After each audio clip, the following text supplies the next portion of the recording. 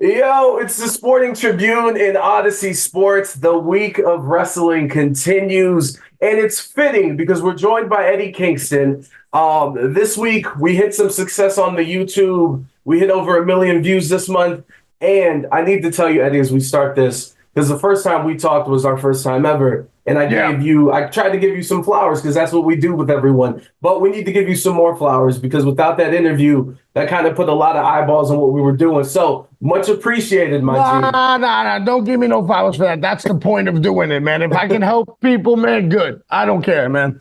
Nah, it's People, incredible. people, people help me out without wanting to thank you. So same thing with me. I don't need a thank you, man. Just do your thing. No, of course. And of course, Ring of Honor Supercard coming this Friday. You can go check that out in Honor Club. Plus, everyone in Vegas, the summer kicks off, Double or Nothing. Tickets already on sale. MGM Grand Garden Arena. Be sure to be there. And we can't wait to see you in person. Eddie, my son just walked in. He might walk in on the interview. But before we get to the wrestling, we need to go over some things. First and foremost, I didn't get to ask you, how do you feel about Big L?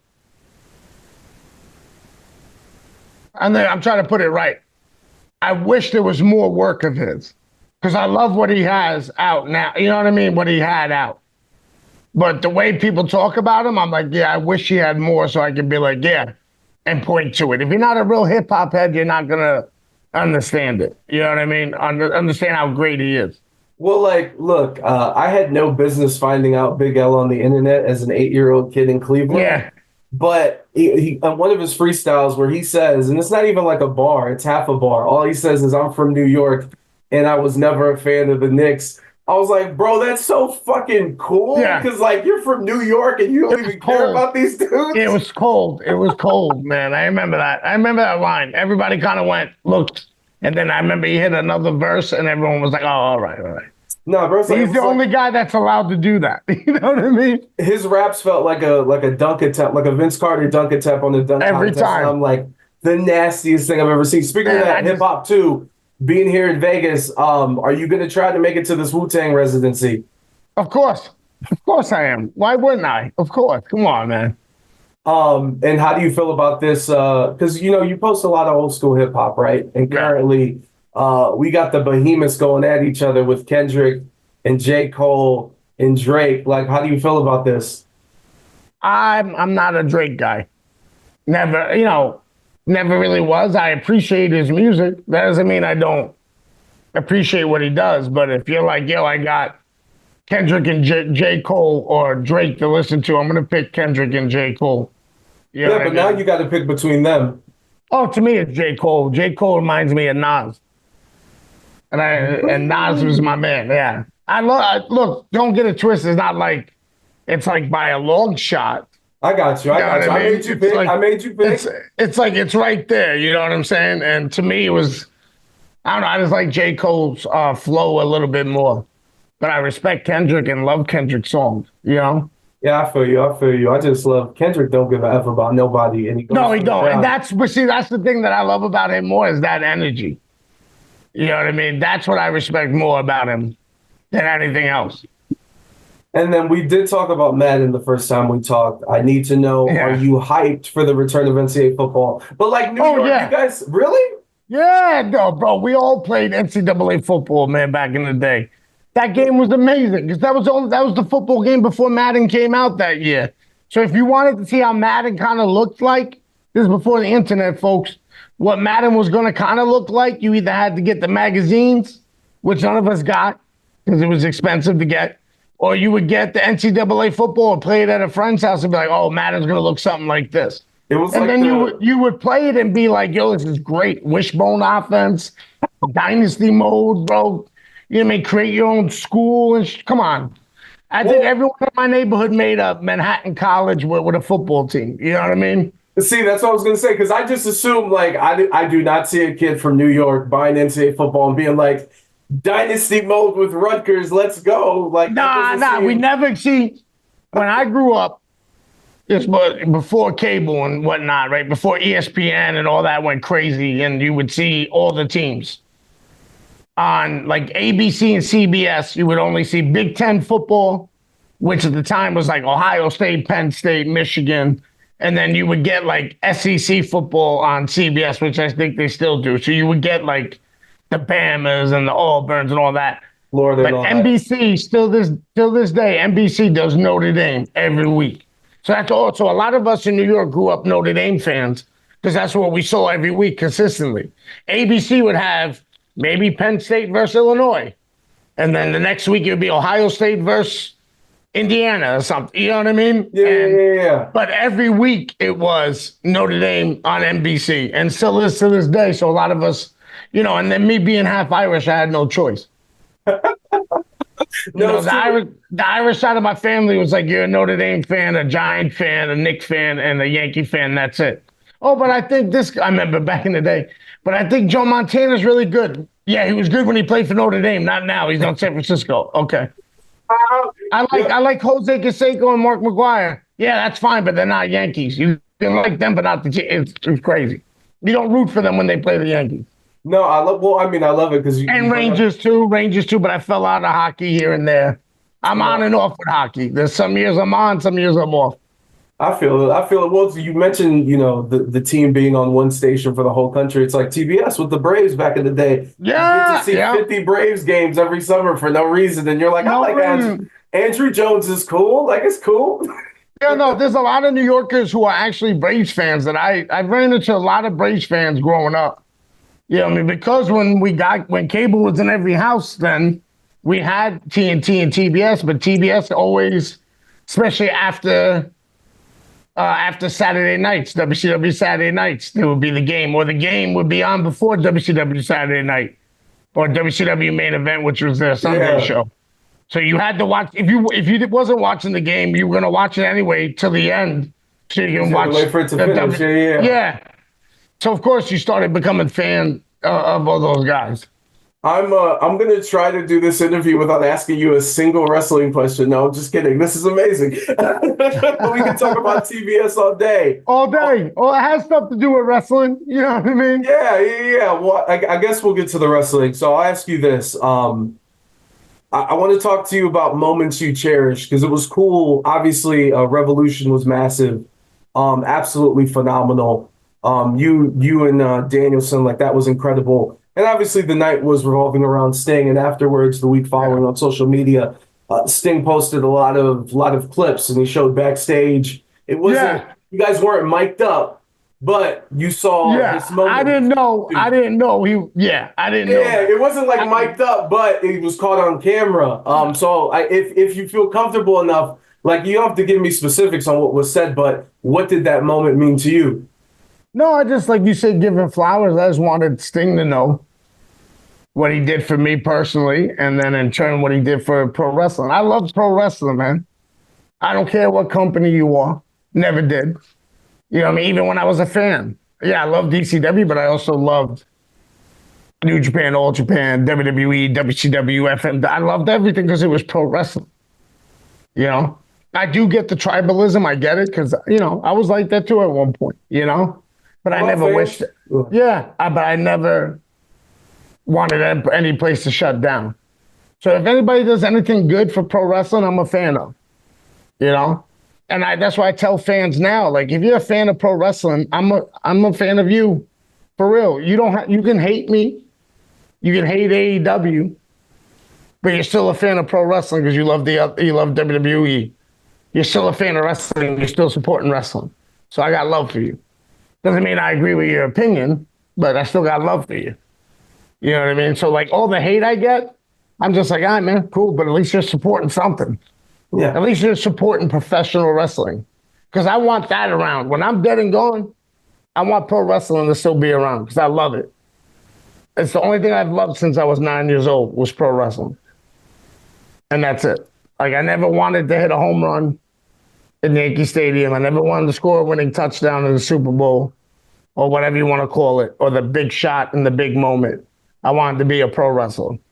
So that's why I tell people, man, have all the hate in the world, but as long as you support some type of pro wrestling company, I'm all about it. I got love for you.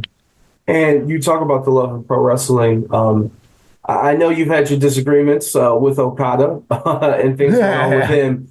But even you look at Deanna, you look at Mercedes, you look at Will, and listen, point blank period, some of the best wrestlers in the world choosing to go to AEW and stepping in to that humongous, like the amount of talent on the company right now and on the roster is incredible. Yeah. For you, like what does that mean to you that someone that's been around for a minute? I told Will Ospreay, you motivate me. That's right. I said, thank God you're here. Guys like him and Okada motivate me. Because now I got to be better than I was the other day because there's new competition.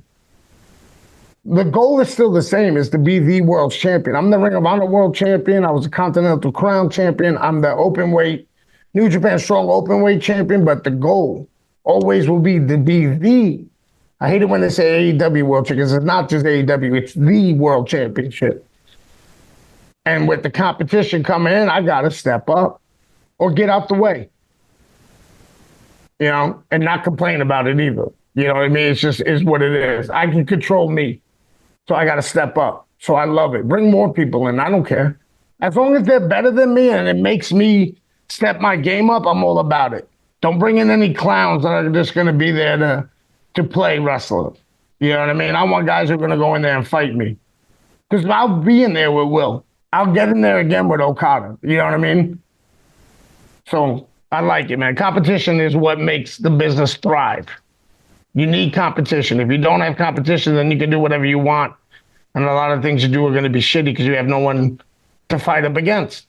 And I mean, and you stay the same and you don't evolve and you bring up evolution. I think it's interesting, you know, this Friday. Obviously, people are looking back at the dates with Jay Briscoe 11 years ago calling his shot. And now you are no longer the underdog. No. And you're the king of the underdogs coming into Friday. Mentally, so that's what I'm going to ask you. So that's where you're at with this match? Yeah, mentally, I'm the underdog. No one wants to see me win. You know what I mean? They wanted to see me win when I didn't have it. Now that I have it, they don't want to see me beat Mark. You know what I mean? That's not my fault, though. You know what I'm saying? Like, I got to beat whoever's in front of me. And I'm happy it's Mark, because who better than the guy who was on the first ever Ring of Honor show, managing his brother? Who better than someone 11 years to the date of when his brother won the world championship? Who better to challenge for it? You know what I mean? And I'm not going into this match with like, I hate you, Mark, and I'm going to do this, and we're going to make something up, and you know what I mean? And so we can interest people. Bottom line is we're going to do what Ring of Honor did originally, which was, it was built on competition and pure pro wrestling. It was built on two guys going in there and fighting. And that's what me and Mark are going to do. I've said it, and I'll say it again. We're going to write a love letter in violence to Ring of Honor that day. And that's it. Now, whether you want me to win or lose, that's your prerogative. Rock and roll, just watch it. Buy it. I don't care. You know what I'm saying? I just want you to watch it. I want you to support us. All pro wrestling, yes. All pro wrestling, support it. But, you know, let us eat first. You know what I mean? Support us. Ring of Honor Supercard this Friday. And that's honestly, that's what it should be. How does that make you feel that after all these years that this match is built in that part of the name and the company, that honor, that you get to still continue that with that title? How does that feel? Oh, it feels amazing because a lot of my mentors, you know, my main mentor held that championship, the Ring of Honor World title, and that was Homicide. Another person, another New Yorker, low-key was the first ever champion. Another New Yorker, Xavier. A guy who, you know, I would watch all the time in Samoa Joe was world champion. And then you have so many more, I can't even name them all because I'll forget someone's name. You know what I mean? You got Jerry Lynn, Christopher Daniels. You know, I can go on and on. I'm just going to pump the brakes there because I'm going to forget somebody and someone's going to get butthurt about it. And I'm going to be like, come on, dog, aren't we grown men? My bad, you know? The legacy is long. It's a lot of names. Yeah, it's a long legacy, but I'm happy to carry that legacy. And it means a lot because Ring of Honor is a place I always wanted to be. For a lot of people that don't know, when I broke in, Ring of Honor just started. And that was the place to be, man, because they were different than every other independent promotion at the time. Because they were built off competition in wrestling. So I always wanted to be there, and I was there for a cup of coffee here and there. You know what I mean? I like to say I was there for all the different eras. I was there for the Gabe era. I was there for the HD Net era. I was there for the Sinclair era, and now I'm the world champion in this era. So I've been through them all. Now, did I do good in all of them? Not as good as this. All the other times was I was there for a cup of coffee because I shot myself in the foot, but that was me back then. You know what I mean? Yeah. You live and you learn. But Ring of Honor means the world to me. No, that's incredible. And shout out to the HD net reference right there. Yeah, man, I remember those days. Those were good days. I got paid those days while still starving, eating Spam and rice. Yo, and by the way, you did one of your Instagram posts. The show that you're doing, is it Caesar? What's his name? I don't want to get his name incorrect. Oh, Caesar. Yeah. Caesar. That series, it's really cool and getting to see that on Instagram. But one of the things you were talking about, I think you were referencing Roderick Strong and like the physicality and using that to be different than what the world would see. Yeah. That's fascinating. Next time you're that in was person, Ring we of need to talk about that. Yeah, that was Ring of Honor to its core. Yeah. And then all the other independents took that and ran with it because we all wanted to do that. We all, my generation grew up with, you know, the Attitude Era and ECW, but then because of being able to tape trade and buy tapes, we grew up on Japanese style and Lucha Libre, and we decided to all mix it together. We were the first generation to mix it all together. So we were figuring it out. You know, it was not polished. You know what I'm saying? And we were young and dumb and wanted to be different. So we were just beating the piss out of each other. You know what I mean? And just to be different.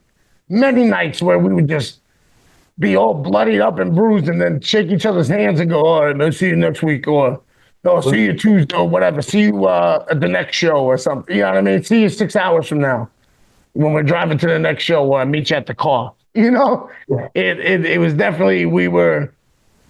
I hate to use the term, but forget it. I'll use it. We were pioneers of mixing all the styles together because of what we saw and what we fell in love with and like I loved ECW and Memphis and FMW and All Japan and New Japan, and I wanted to make that a mix of me.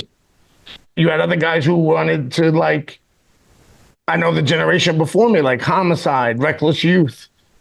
And so many, and Low Key and so many others wanted to mix the junior style that they saw from New Japan. You know, then you had Bryan Danielson mixing the British style before it became a hip, cool thing for a couple of years. Yeah. You know what I'm saying? And then my generation was like, we're going to take all of it and we're going to test it out and see what happens. You know, thank God a lot of us are still here. You know what I mean? Thank God. No, that's incredible. And look, before we get out of here, we got 2 minutes. So I'm going to ask you this question that may not be fair. If you don't want to answer it, you can tell me to fuck off. CM Punk finally spoke for the first time. I knew it. I knew that was going to be it. I knew it. I have to ask. I'm not doing my job. Go ahead. I feel you. Obviously, if you didn't ask, I would be like, my man, you're dropping the ball here. No, seriously, that's what it is. You know what I'm more concerned about? I'm not going to front, are the people who lost their jobs. Honestly, that's what I'm more worried about. You know what I mean? I'm more worried about Dasha, and I'm more worried about, you know, Anthony Henry and Stu Grayson and others who, I'm sorry if I didn't mention your names, no disrespect, but I'm worried about them. You know what I mean? My heart goes out to them because I know how it feels to lose a job. You know what I mean? Not just, a job. Either way you look at this, wrestling or not, it's still a job. And that's how you feed yourself and your family. You know what I mean? My heart goes out to them. That's what I'm more concerned about than what Phil said. Because the people who got let go did work for us. And now they have to find another way to make ends meet. And that's what concerns me more. Whether I knew them, because some I knew very well, some I didn't. My heart goes out to them. You know what I mean? I'm not saying it's right. I'm not saying it's wrong. What I am saying, it's the business. People get hired and fired daily. It's just part of it. But still, it doesn't mean it doesn't leave me heartbroken that some of the people like Dasha that I won't see every week, who I loved seeing every week, who put like a smile on my face every week I saw. You see what I'm saying? Yeah. That's what I'm more concerned about. And that's what, you know, I care. I care about that more. That's it. So... made some comments about Tony being a nice guy, not necessarily being a boss. Yeah. Some people don't want to work. They want to come in once a week. It's not a business. And obviously there was a lot there. And I'm sure you've seen the tweets or anything. So I don't have Twitter, so I didn't see the tweets. I had people text me and tell me what was up.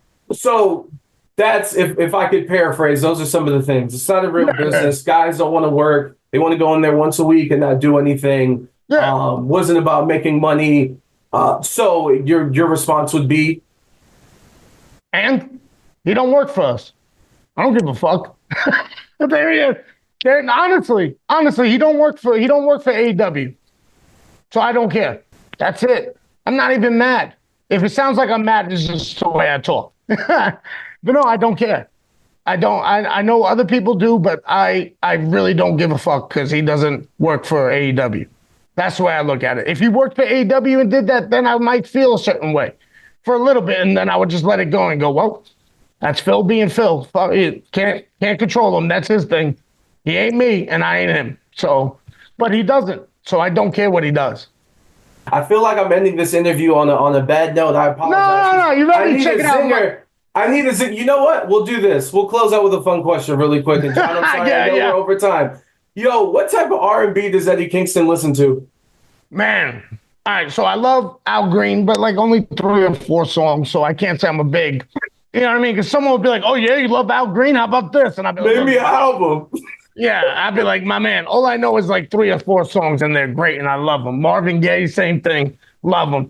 But I remember growing up, it was like SWV, you know what I mean, was really, getting weak in the knees and shit, you know what I mean? Like, they don't know about that jam, Whoa. And Mary J being from Yonkers, you know what I mean? I want that real love, Don't make me start singing, bro. I'll start singing, man. R&B was, in the 90s was the shit, A lot of babies were made to those songs.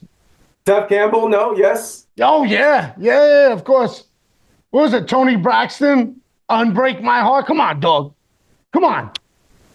Don't tell me you don't hear that and get in your feelings a little bit and be like, yeah, that one girl. She got me on that one. Yeah. She walked out that door and out of my life, man. I felt it. Before Double or Nothing, me and Eddie are going to a residency and we'll do the interview there. How about that? Yeah, I'm all about it. Let's get Tony Braxton on it. Yo, and I want to be like, who made you sing that song? Because that hurt me. That still hurts me to this day.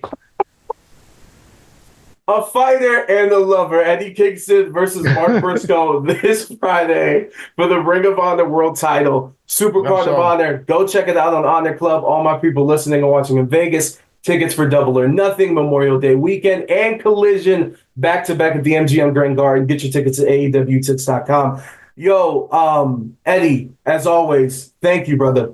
Thank you, man. I always have a blast. You know that. I love it.